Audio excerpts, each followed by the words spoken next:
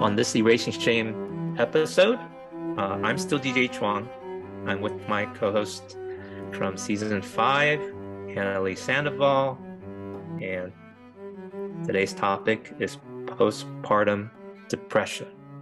So it's something that many moms, even Asian American Christian ones, go through and experience after giving birth to a boy or girl or a baby. And as we were preparing for this a minute ago, I said, I don't know how to talk about this. So Hannah's going to do most of the talking, and I'll do the post-production and try to add a little bit of commentary here and there and make it conversational. So Hannah, welcome back to Erasing Shame. Thank you. And thank you for sharing your story about what is postpartum depression and how you experienced it. Yeah. So I'm a mother of two beautiful Latasian children. My husband's Latino, I'm Asian, so Latasian. My son is going to be 4 next month, and my daughter is now almost 10 months. So I gave birth in January this year with COVID. um, Mm. and so with my son, I experienced postpartum depression. Um, I feel like it actually started to come on that last trimester. I could start feeling my body and my mood and everything kind of being a little bit lower. Mhm. Because, the first time you're expecting a child, there's so much excitement. And I had a ton of anxiety just because I didn't know how to raise a child. Mhm. But I was so weirded out, I think, and discouraged that as I got closer to giving birth, and at that point, I'd been Googling literally like 2 hours a night, everything about how to keep a baby alive. So yeah, I felt pretty armed with like information, but I started to feel myself emotionally getting flat. And I thought, oh, I'm just tired and nervous, and my body is just tired, and I have aches and pains and sciatic nerve stuff going on. And I'm, not sleeping and peeing every 2 hours or less. Really, actually, peeing every 15, 20 minutes. Life is just uncomfortable for a while. But once I gave birth, there was so much excitement, also some trauma because we had some health stuff going on, and my son was in the NICU for half a week. And just like some poor communication from the doctors. Even once we got home, I realized that I was feeling kind of flat and tired. And this was like right before Thanksgiving. So, what should have been an incredibly joyous celebratory time around the holidays, I internally was feeling very like that. And the combination, I think, of having been predisposed to depression. So, for all y'all out there, if Mm. there's a history of depression, anxiety, even before Mhm. getting pregnant and having the baby, then people like me, you and I are more likely to get postpartum. And I already knew that. So I was already watching for the signs. And they ask you in the prenatal appointments now. So I started to feel that, and I was like, oh, great. Like, not great, but like, okay, it's happening. So part of it was, I think everything else was like the low mood. I was attributing it to just being tired and sore. And, Mhm. women take 6 weeks to initially stop the bleeding, minimum 6 weeks. Mm. But they say the full recovery, mind, body, soul, it takes years, right? Um, Mm. and that's barring any like serious complications, which a lot of women have. So I'm very fortunate. I had a natural birth, and I recovered relatively quickly physically. But I realized that I wasn't able to bond with my son. Like, I looked at him and I knew I cared for him and would do anything to protect him. But if somebody said, "Do you love your son?" my response probably would have been, "Can you define love for me?" Like, I don't know what I'm supposed to be feeling as a new mom and being like responsible for this little, cute little bundle of craziness. I don't know what I'm supposed to be feeling. And that really, really is depressing because I thought and I expected I'd be feeling, what on the movies or in books or what I've heard from other people of like overwhelming love. And it's like someone took your heart out and grew limbs, and it's like, walking out there in the world. Like, I was like, I'm not feeling any of that. On top of that, my son didn't smile until he was like 3 months. So it's like 90 days of like not sleeping, dealing with all the baby stuff, just so much anxiety. Like, are we doing this right? Are we going to hurt him? My husband went through it with me. I mean, I was just yelling and irritable and snapping all the time, telling him he was doing everything wrong, mostly because it was my own anxiety. But I realized in retrospect that my mood being so low, it was a lot longer than it should have been. So if it was just baby blues, so I'll read some kind of quick facts. So approximately 10 women will experience postpartum depression. That's a lot of women, right? So on top of that, the most recent studies actually say 1 in 7. I Mm, personally think that I it's much higher, especially after the mm, pandemic, especially mhm, after people of color had to deal with, the mhm, murder of George Floyd and what does it mean to be a person of color now, and the Atlanta mhm, shootings, right? Is now suddenly being a mom, it got scarier and harder, right? mhm. And then me having had COVID while I gave birth to my daughter, oh man, I Wow. was just like, that was a very different experience from the first one because I didn't have COVID with my son. Mhm. I feel like it's probably closer to 1 in 4, honestly. Um, Wow. so postpartum depression generally lasts 3 to 6 months, but it can vary. Mhm, Um, I feel like when you pass that 6 month threshold, hopefully by that time you're figuring out sleep with the baby, whether or not you're sleep training, just baby's sleep starts to get a little bit different and a little bit more steady, hopefully, minus the sleep regressions. But um, a lot of women, I feel like once we kind of start off with postpartum, especially with that first child, it is so hard because you don't know what normal looks like anymore. And raising a baby for the first time is extremely hard. It's scary. We went to the ER so much for things that now we would not imagine going to the ER because we just had no idea what we were doing, right? Not only that, but I think postpartum depression is this, it's almost like a heavy cloud that's always on top of you. And you're always tired, right? You're always kind of not hungry, but something inside you feels empty and heavy. And it's almost like, if my shirt was cold all the time and wet and bad smelling, like it's just this like kind of feeling. But on the outside, the hard part is, especially as Asian American Christian women, there's so much pressure to go to church and smile, right? And me being an extrovert with ADHD, I'm an ENFP on the Myers-Briggs. I'm like, people, sunshine, warmth, yay, relief. Everybody wants to hold my baby, yay. Ah, catch my breath. But if I was an introverted woman, right, or a T on the Myers-Briggs and a J, I probably would have been like, oh my God, I have to go to church and smile. Like, I didn't go to church for, I think, the first 5 months because I was like, I had a baby. I don't want to see people. I look and feel nasty. But once we started to go, I imagine if I had a different personality, it would have been really hard to be around people and be like, I'm still feeling really low. I'm tired. I'm cranky. I cannot focus on the sermon. I do not want to hear half of the things he's saying because it just makes me feel bad. A big part of postpartum depression is guilt. And moms who don't have postpartum depression feel guilty anyway. So having PPD on top of everything with the guilt and the lack of sleep is just so awful. So I have talked to both clients and colleagues and friends who have had PPD pretty bad, and postpartum depression also can lead into postpartum anxiety, which I kind of feel like, don't even call it postpartum anxiety, just call it anxiety because it's normal. And then there's also postpartum psychosis. So I have talked to somebody in particular I'm close with and love very much.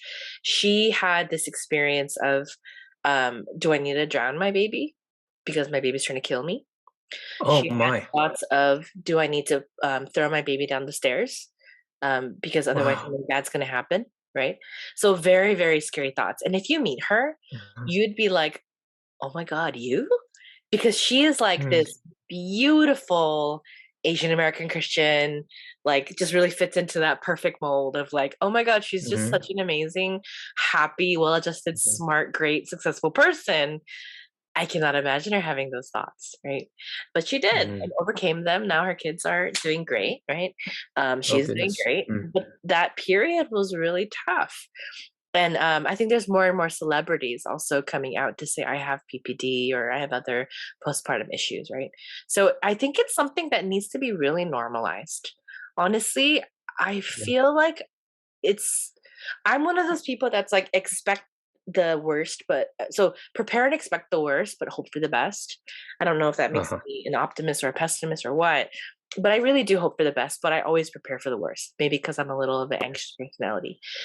I Okay. feel like though, as a clinician, maybe the safer side would be while we're doing all that perinatal, education and the doctors are doing the Hmm. stuff, don't just ask them a quick little questionnaire of have you been, to check for domestic violence, and then perinatal anxiety and depression. Perinatal Hmm. means before you give birth, but you're pregnant.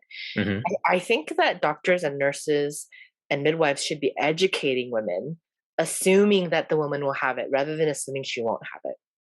To say, hey, you're more likely to have it than not, especially now in our world, Well, 2022, right? So yeah, when now I that you've talked a bit of your experience, I'm Mhm. recalling the time I was a Oh, dad, a yeah.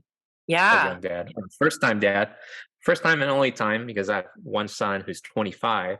So 25 years ago, we were stepping into this entirely new life experience, and my parents and my in-laws, they were from the immigrant first generation Asian cultures, that they didn't really understand what we were going through, and we didn't know how to connect with what they were going through in such an overwhelming emotional time, because the mom has just exerted so much of her body and nutrition to give birth and create this new baby. And now the first 6 to 12 months, losing lots of sleep, which really messes with your mental health Yeah. to begin with. Uh-huh. And then anything else that might happen chemically and body and all of that, sometimes it takes the form of this postpartum depression, but definitely overwhelming,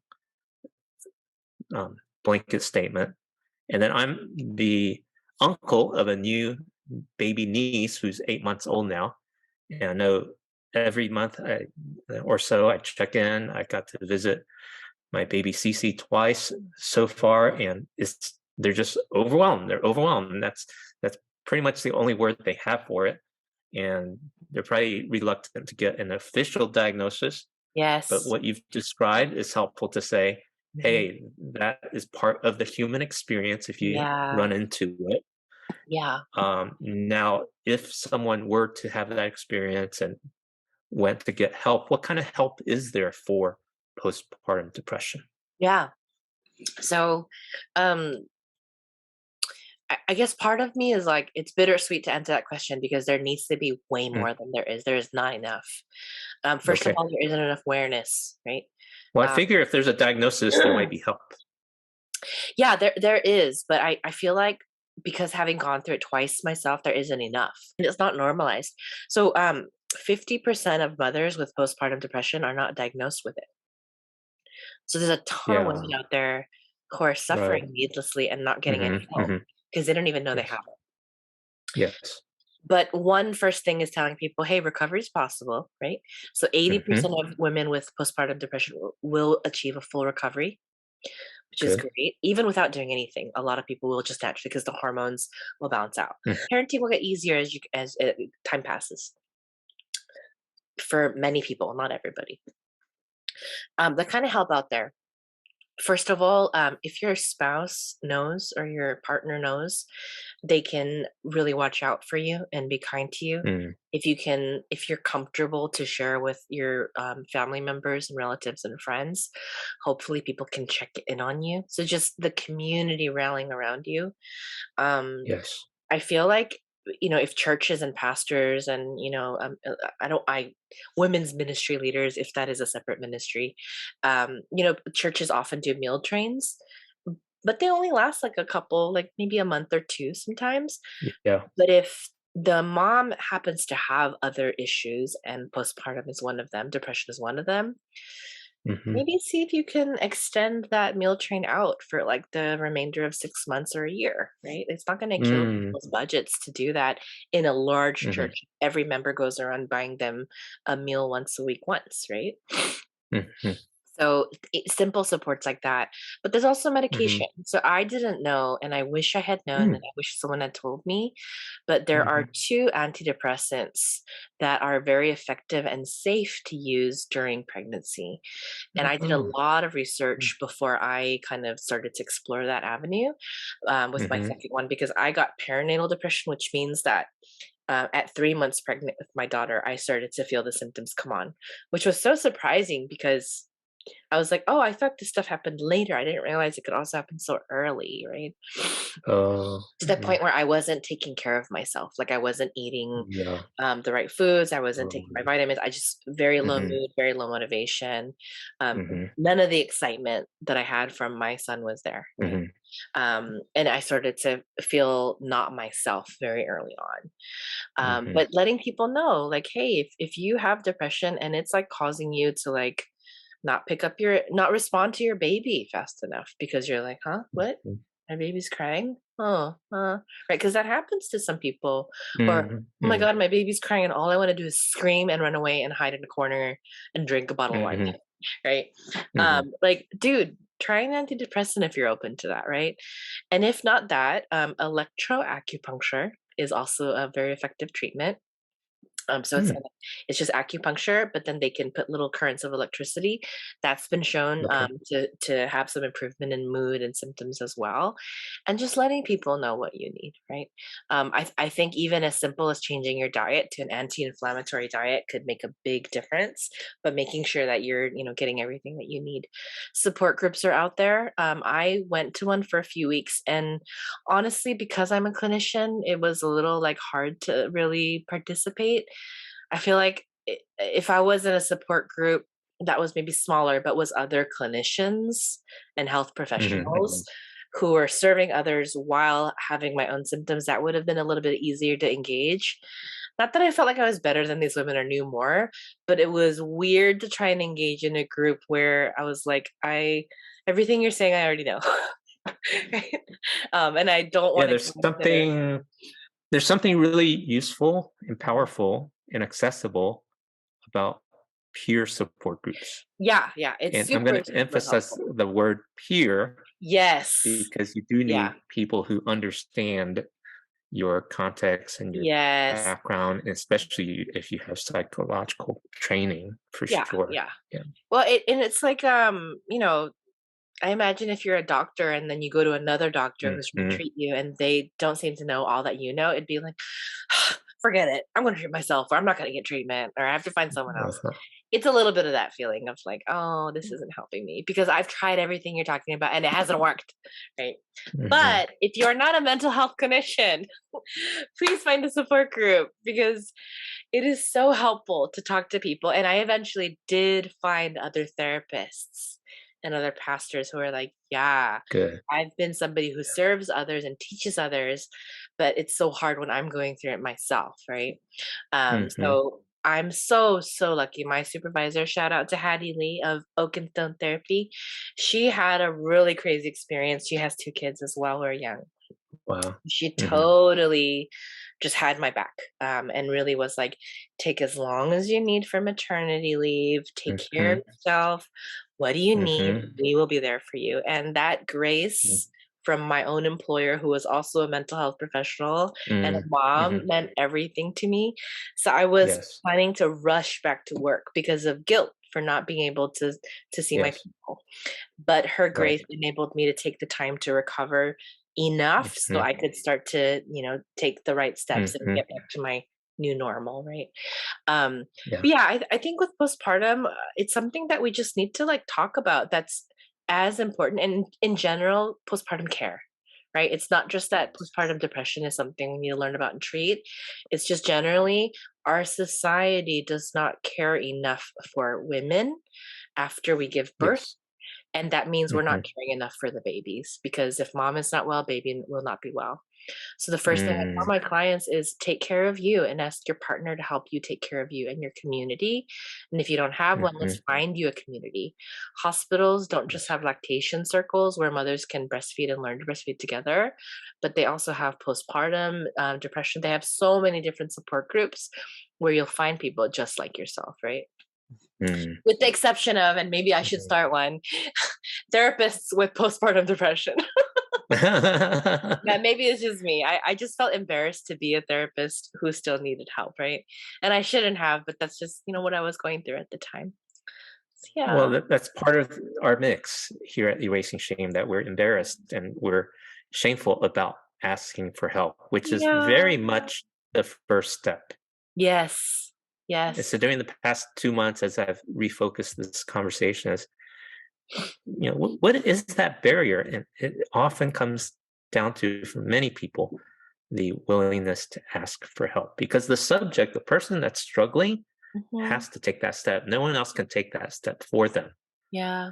Yeah. It's the idea of agency. It's the idea of, well, if you force someone, that's not really going to help because it's not going to stick. They're not going to do the hard work of recovery, Yeah. because it does require full participation to get well.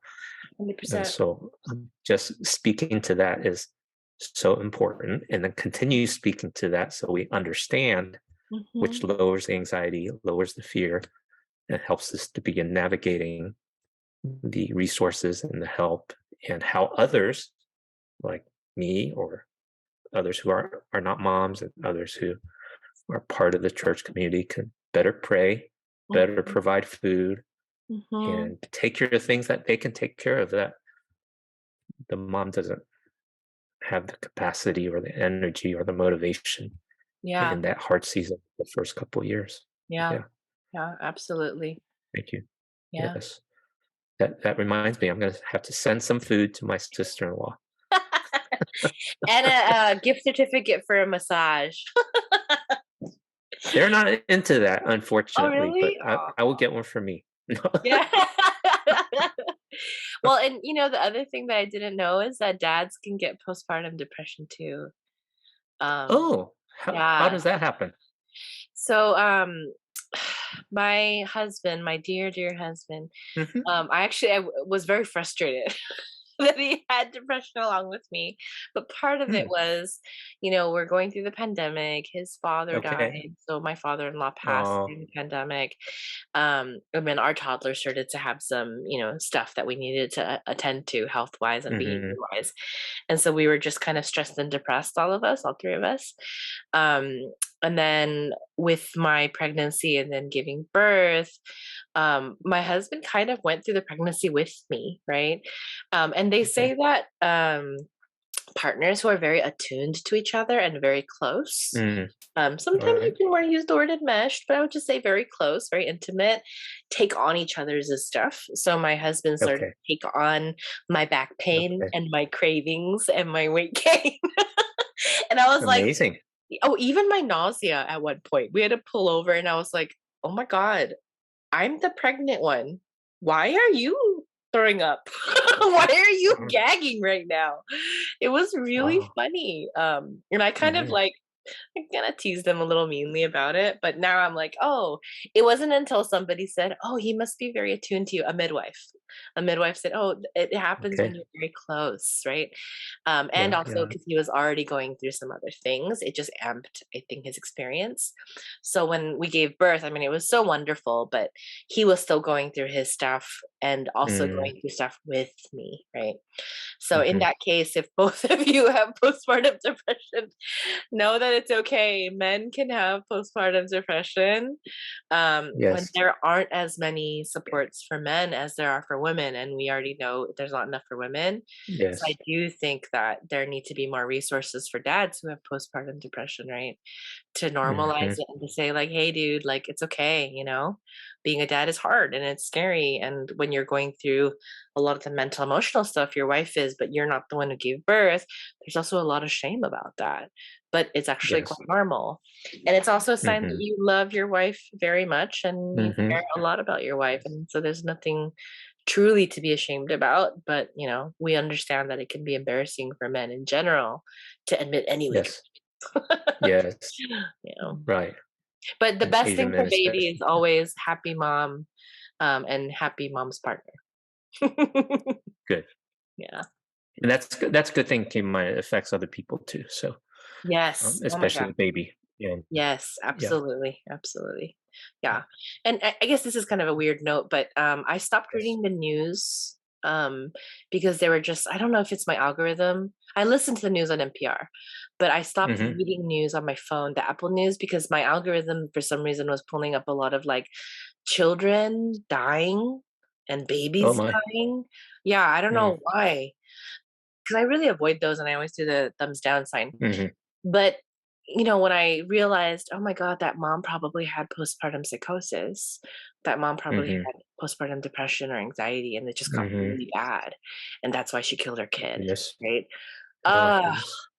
so Mm-hmm. heartbreaking. Because I'm like, how many Yes. gatekeepers and care providers had she crossed paths with who could have said, ma'am, are you doing okay? When's the last time you Mm-hmm. showered? When's the last time you ate?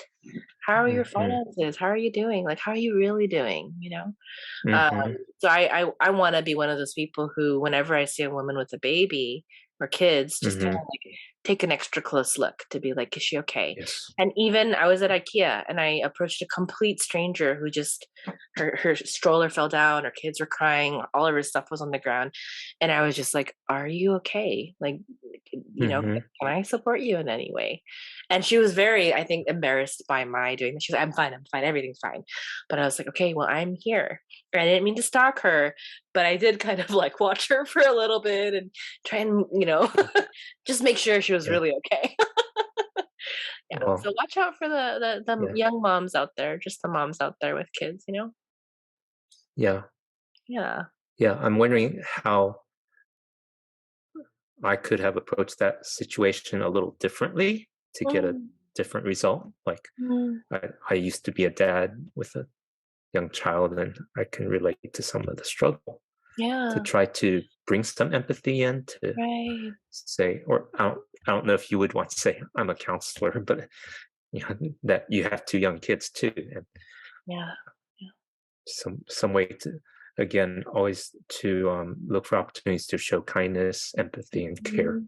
in whatever situation we're in, but particularly here as we're talking about postpartum depression, that Yeah. it is a very lonely journey, Mhm. especially when we don't hear much about it, and we Yeah. definitely can use more help and conversation. So thank you. Yeah. Yeah. I mean, every mom just needs to be told, any school age kids, right? Or just kids under 18. Every mom just needs to be told, hey, you're doing a great job, right? Mm, Because we mhm, all always feel like we're failing somehow in some area. There's always a sense mhm, of inadequacy and fear and anxiety and guilt. I think that's just a part of being a mom. mhm. But, Well, every mom just perfectionism needs is to be told, such a tyrant. yes, yes, yeah. But we're all doing the best we can given the resources we have and the knowledge Yes, we have. good word, good word. Well, thank you, Hannah. It's Yeah. great Mm. chatting with you again and again. We're going to wrap up this episode of Erasing Shame. Connect with us at erasingshame.com, and we'll add a few links in the show notes, help you in your journey as you run into young moms that may experience postpartum depression. Thank you for tuning in. Bye-bye. Thank you for listening to the Erasing Shame podcast. Check out the show notes at erasingshame.com and subscribe to our email for updates. We would love to hear from you, so please add your comments at our website or on social. Subscribe on Apple Podcasts, Spotify, or any podcast app, and you can also subscribe on YouTube or follow on Facebook. Please add a rating and review so we can reach more people with our message of health, hope, and compassion. This podcast is the digital outreach of Christian Asia Mental Health.